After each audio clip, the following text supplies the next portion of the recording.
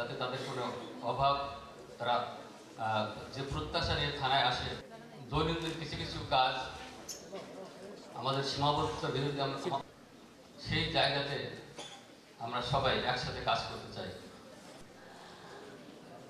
গণশুনানি আমরা আয়োজন করে আত্মবিশ্বাস অর্জনের জায়গায় একটি পর্যায়ে আমরা পৌঁছতে পেরেছি। আমরা সব অনুপ্রাণিত হব।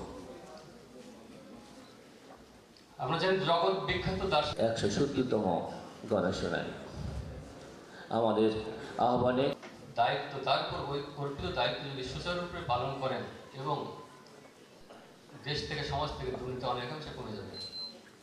আমাদের উপর অর্পিত দায়িত্ব। হাফিজ আহসান ফরিদ স্যার, আমি মাননীয় কমিশনার মহোদয়কে বিনীত অনুরোধ জানাচ্ছি তার বক্তব্য প্রদানের জন্য। অনুরোধ করব আপনারা যখন আপনাদের অভিযোগ উপস্থাপন করবেন সেটা যথাযথ মতো একটা ধারণা জন্ম নিয়েছিল। আমার লাইনটি কেটে নেওয়ার পরে তারা বলে আপনারা অফিসে যোগাযোগ করুন।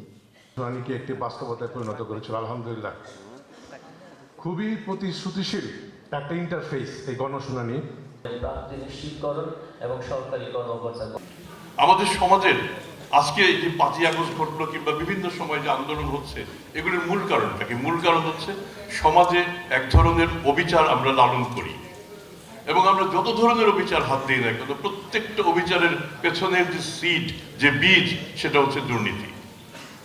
তাহলে আমাদের সমাজের আমাদের প্রধান আকাঙ্ক্ষা কি? যে একটা ন্যায় বিচার ভিত্তিক সমাজ গঠিত হবে এবং ন্যায় বিচার ভিত্তিক সমাজ যদি গঠিত হতে হয় তাহলে সেক্ষেত্রে সবার আগে দুর্নীতি একেবারে নির্মূল হবে সেটা আমি এখনো মনে করি না।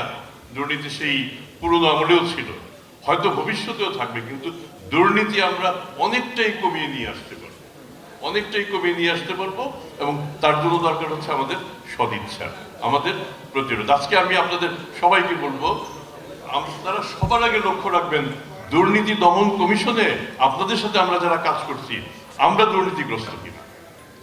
এটা যদি নিশ্চিত করতে পারেন যে না, এই দপ্তরে যারা কাজ করছেন, বিশেষ করে আপনাদের সাথে যারা আছেন, তারা দুর্নীতি করছেন না, তাহলেও মনে করবেন যে বেশ খানিকটা অগ্রগতি হয়েছে।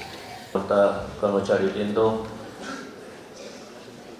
সম্মানিত শিক্ষকবৃন্দ, প্রিন্ট ও ইলেকট্রনিক মিডিয়ার সম্মানিত